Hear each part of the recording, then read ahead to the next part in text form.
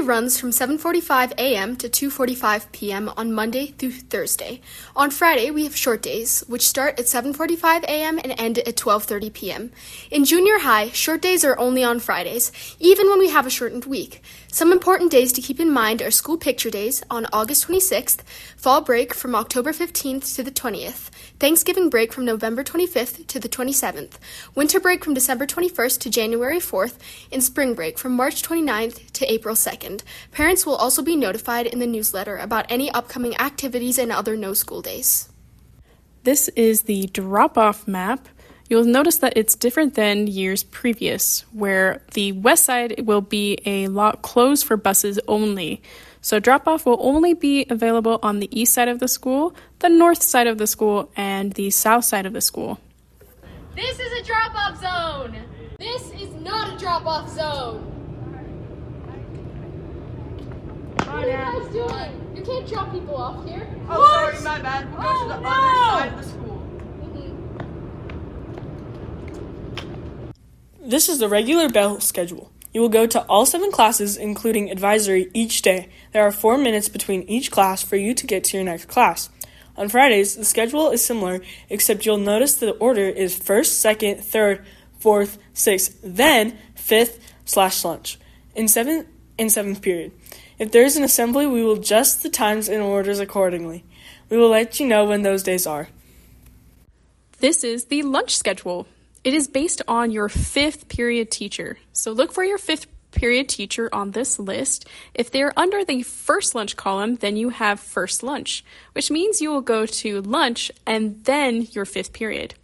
If your 5th period teacher is listed under second lunch, this means that you will go to 5th period and then you'll go to lunch. It is the exact same on our Friday schedule. So if you have first lunch throughout the regular bell schedule, you will still have first lunch on Fridays, and vice versa. Get in the line and get your ID ready, or be prepared to enter your ID number for lunch. Be ready to know what you are getting for lunch. Listen to the people guiding you through the line and add money to pay for school lunch online using PayPal. You can also find that on the school website. Bringing lunch from home is always an option. There are no signs stating for lunches, and the SBOs will have themed tables where you can get to sit with people who have something in common with you. Be sure to pick up your trash and don't throw things. Outside activities or the patio.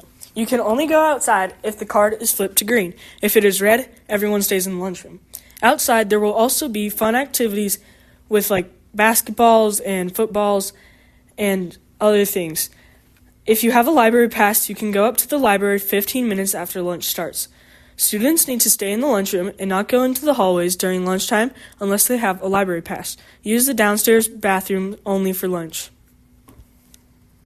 Advisory period is like a homeroom class. If you had an older sibling who did warrior time, this is replacing that. It's only 26 minutes long and only held on Monday through Thursday. In advisory, you'll be checking in with your teacher regarding the use of your planner, how your grades are looking, and your goals. You'll be expected to bring a book to advisory as there will be silent reading time. There will also be time to work on missing assignments and take tests you have missed. This year, for lockers, you can only get one if you go to Mr. Nick in the front office and request. Please go tonight if you want one. For those who don't know, the North Pod, also known as the 6th grade pod, is going to be from classes 200 to 213. The South Pod, also known as the 8th grade pod, is going to be from 214 to 226. Downstairs is arts, PE, and CTE classes, and also Miss Wallace. 100s are downstairs and 200s are upstairs. The teachers that have changed classrooms are Miss Diaz and Miss Bowser in the SPED classes. When walking in the halls, walk on the right side and with a purpose. Don't yell in the hallways or trip people. No need to shove or run. You will get to your classes on time. Clubs and activities at Wasatch can be found on the school website and also on the glass railing upstairs. Be sure to check it out. Chromebooks. In each class, there will be Chromebook cards, and you will be assigned a number.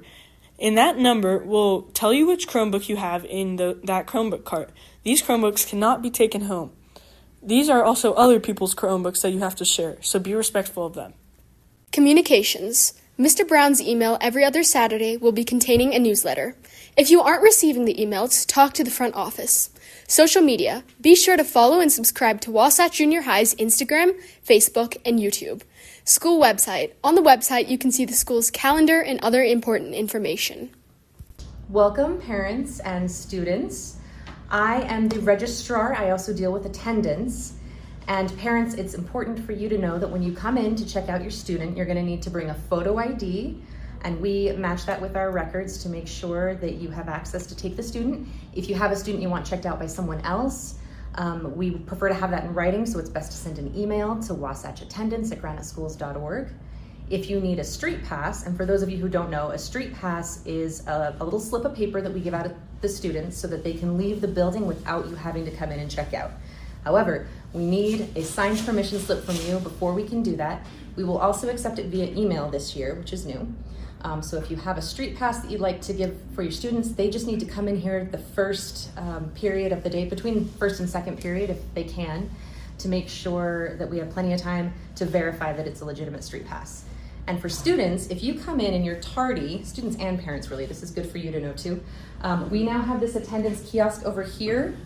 And with this, you just enter in your student number on here, and it'll print off a little slip of paper, and then you take the paper. Don't pull up because it won't ever stop. You're gonna pull to the side and tear it, and then you take this little slip. You give us your note if you have a note, or if a parent's with you, me or anyone behind the desk can then stamp it excused, and you'll take that to your teachers, and it'll be an excused absence. Tardies between classes is new this year. We are not going to have slips every time. If you show up tardy to a class, the teacher will just mark you tardy in their system. However, if you have chronic tardies, then you may be called into the office to discuss those, because we do not want to have more than 4 tardies in a school year, preferably. So please try to get to class on time. Parents, when it comes to excusing absences, we need to have some sort of documentation that you've excused it.